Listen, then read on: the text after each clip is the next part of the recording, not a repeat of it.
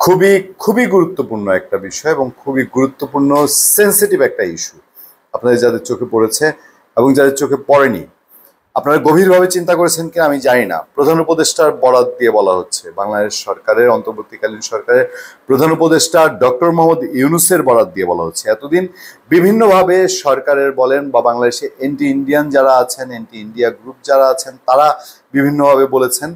এখন প্রধান উপদেষ্টার বরাতে খবর কি আসছে? ভারতীয় আধিপত্যবাদ আমাদের এই পরিবর্তনকে একইভাবে স্বীকার করতে চায় না, এই পরিবর্তনকে একেবারেই স্বীকার করতে চায় না। কোন পরিবর্তন?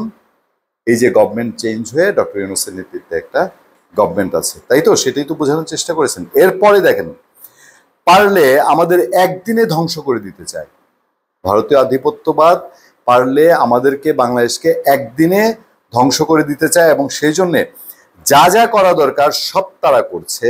এই ছিল প্রধান উপদেষ্টার কথা। কে বলেছেন? প্রধান উপদেষ্টার সঙ্গে বৈঠক শেষে যমুনা থেকে বেরিয়ে মাহমুদুর রহমান মান্না ভারতীয় আধিপত্যবাদ নিয়ে সংকটের কথা বলেছেন প্রধান উপদেষ্টা। আপনাদের মনে আছে না, এর আগের দিন আমি যেদিন কথা বলছি 25 মে 2025-এ, 24 মেতে সেই যে একটা রুদ্ধদ্বার বৈঠক করলো সংকটময় পরিস্থিতিতে প্রধান উপদেষ্টা, যারা উপদেষ্টারা আছেন, উপদেষ্টা পরিষদ 19 জন, সেই বৈঠকের পরে একটা বিবৃতি দেওয়া হলো, যে বিবৃতিতে পরোক্ষভাবে রাজনৈতিক দল বলেন বা অন্যান্য সংস্থা বলেন, স্টেক হোল্ডার বাংলাদেশ, ইভেন সেনাবাহিনীর প্রসঙ্গ কেউ কেউ টানেন, যে একটা হুমকি, একটা চাপ তৈরি করা। সেখানে বলা হয়েছে না যে বিদেশি ইন্ধনে এবং পরাজিত ফেসিবাদ বা পতিত ফেসিবাদ, মানে বিদেশি ইন্ধন বলতে তারা কি সেদিনই আগের দিনেই ভারতকে বুঝিয়েছিলেন, এবং পরাজিত ফেসিবাদ মানে আওয়ামী লীগ, তাদের কারণে অস্থিতিশীল পরিস্থিতি তৈরি হচ্ছে, ওনাদের এখানে কোনো দায় নাই। আমরা তো এটাই ধরে নিতে হবে এই বক্তব্য থেকে। কোনো রকম 9 মাসে এই সরকারের কোনো ব্যর্থতা নাই। এই যে সার্বিক দিকে কত পরিস্থিতি, বর্তমান যে সিচুয়েশন এসে দাঁড়িয়েছে, তাতে তাদের কোনো দায় নাই, কোনো সমস্যাই তাদের নাই, তারা সব দিকেই সফল। শুধুমাত্র সব দোষ আওয়ামী লীগ এবং ভারতের। বিষয়টা সেদিকে নেওয়ার চেষ্টা করা হচ্ছে না। আওয়ামী লীগ বা আওয়ামী লীগের দুষ্ট চক্র আমরা যদি মেনেও নেই তারা কিছু একটা করছে, ভারত তাদের সঙ্গে যে দাও কুমড়ার সম্পর্ক তৈরি হয়েছে সেই সিচুয়েশনে ধরেও নিলাম, কিন্তু ওভারঅল যত সংকট, সব সংকটে একতরফাই শুধু তারা, আর কিছু নাই সেখানে। কথাগুলো কিভাবে আসছে দেখেন, কথাগুলো আসছে যে প্রধান উপদেষ্টা অধ্যাপক মোহাম্মদ ইউনূসের সঙ্গে বৈঠক শেষে বেরিয়ে নাগরিক ঐক্যের সভাপতি মাহমুদুর রহমান মান্না বলেছেন, প্রধান উপদেষ্টা বলেছেন ভারতীয় আধিপত্যবাদের কারণে দেশ বড় সংকটের মধ্যে রয়েছে, এজন্য পুরো জাতিকে ঐক্যবদ্ধ থাকা দরকার বলে প্রধান উপদেষ্টা মনে করছেন।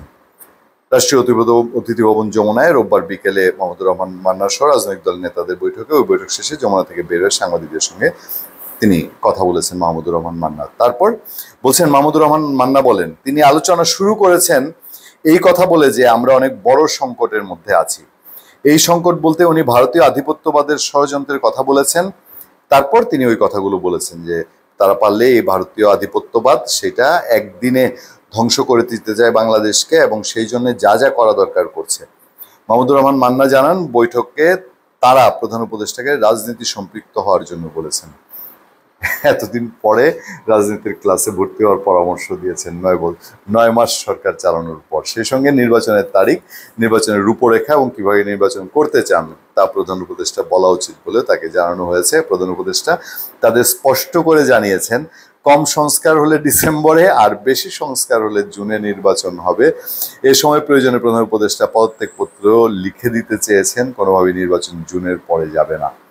এই খত দেওয়ার কোনো দরকার আছে বলে আমরা মনে করি না। ওই আকাশের রং দেখে মেঘ চেনা যায়।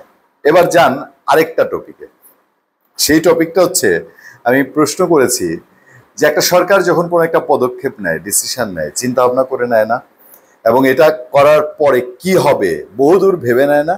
নাকি কোনো একটা ডিসিশন হোমজিক্যালি হুট করেই নেয়, নেয়ার পরে তারপরে তারা ভাবে এটার জন্য কি কি হবে, আচ্ছা দেখা যাক, যা আসে সামনে তাই মোকাবেলা করা হবে। অনেকে কিন্তু এই পলিসিতে চলে, আরে সামনে যেটা আসে এসব সমাধান করো না, এরকম একটা সিচুয়েশন না? নাকি আওয়ামী লীগ যে নিষিদ্ধ করা হয়েছিল, খালি শাহবাগে গিয়ে লোকজন কিছু জড়ো হলো, বিক্ষোভ হলো, যমুনা রোড টু যমুনা, কি মার্চ টু যমুনা হলো, আর ঘোষণা করে দিল, এরপরে কি হবে এটা সরকার ভাবে নাই? নিশ্চয়ই ভেবেছে। ভেবে থাকলে এখন বলছে আওয়ামী লীগের কার্যক্রম নিষিদ্ধের পর দেশে যুদ্ধ পরিস্থিতি তৈরি হয়েছে, এবং প্রধান উপদেষ্টা অধ্যাপক মোহাম্মদ ইউনূস বলেছেন, আওয়ামী লীগ কার্যক্রম নিষিদ্ধ করার পর দেশের ভেতরে ও বাইরে যুদ্ধ পরিস্থিতির সৃষ্টি হয়েছে। আর এসব করা হচ্ছে দেশকে পিছিয়ে দেওয়ার জন্য এবং গোলামিতে ফেরত নিয়ে যাওয়ার জন্য। আমার কাছে মনে হয়েছে এর আগে আওয়ামী লীগ বিএনপি দুই সরকারই যখন ক্ষমতায় থাকতো তখন প্রতিপক্ষকে, আওয়ামী লীগ ক্ষমতায় থাকলে বিএনপি জামাত তাদেরকে এই যুদ্ধ অপরাধীরা দেশ বিরোধী ষড়যন্ত্র করছে তলানিতে দিয়ে দিচ্ছে, বিএনপি ক্ষমতায় থাকলে আওয়ামী লীগ দেশের উন্নয়ন চায় না, একমাত্র শান্তি চায় না, বলতো না? কিন্তু মানুষ বলতো যে আপনারা কেমনে চালাচ্ছেন দেশ, নিজের দিকে আগে দেখেন না। আওয়ামী লীগ বিএনপি সেটা দেখতো না। এখন তো এই কথাবার্তার মধ্যে আমি একই রকম মিল কোথায় যেন খুঁজে পাচ্ছি।